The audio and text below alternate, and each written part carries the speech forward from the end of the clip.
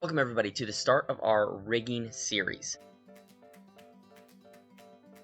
So we're going to cover very basic examples, but very important examples as well. Creating palettes, adding pegs, deformations, drawing substitutions.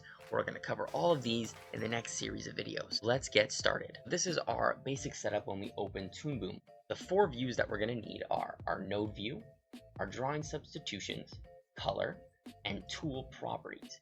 If you don't see any of these, go up to Window, Toolbars, and just choose which one you want to activate. Opening the program, you'll have a default drawing and palette. Let's just select that, delete that. Same with the palette. We'll just press this little minus, remove the palette, and start from scratch. Let's add our own drawing node. Let's Control R. We'll name it Hat. Add and close. And you see it shows up in your node view. So let's plug it in. We have our empty drawing. Let's create an empty palette. So let's go up to color, choose this plus button, and we'll name it Hat. Okay, as you can see, we have our palette and our first color. If you want to add more colors, just press this plus button. If you want to change the colors, double click, and you can change it to whatever color you want. You can also label this. So we'll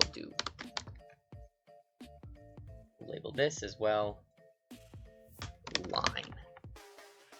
And these colors, we don't need them. We can just delete them with minus. So let's start drawing our prop. I'm going to draw a hat, but you guys can draw any object that you want. Some options for drawing. We have our pencil tool up here. You can just draw freehand. You can use the brush tool as well. Get some cool textures. Or you can even use the shape tool and then use your white arrow to select the points and drag them around. So I like to use a combination of both. It's up to you what you guys want to use. Just make sure that you're drawing your lines on your line art and all your color is going to go on your color art. So no matter what method you chose, we should have our lines now drawn on our line art layer. So when we want to add color, we just choose this button over here, create color art from line art.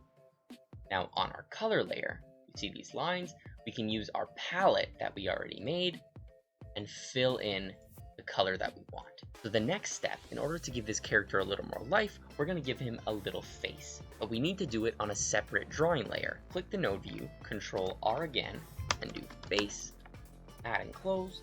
And now we can plug this into our main scene. Now take a second, draw any kind of face you want on your object. Okay, nice. So we have two separate drawings, colored in. We're just about ready for our next steps.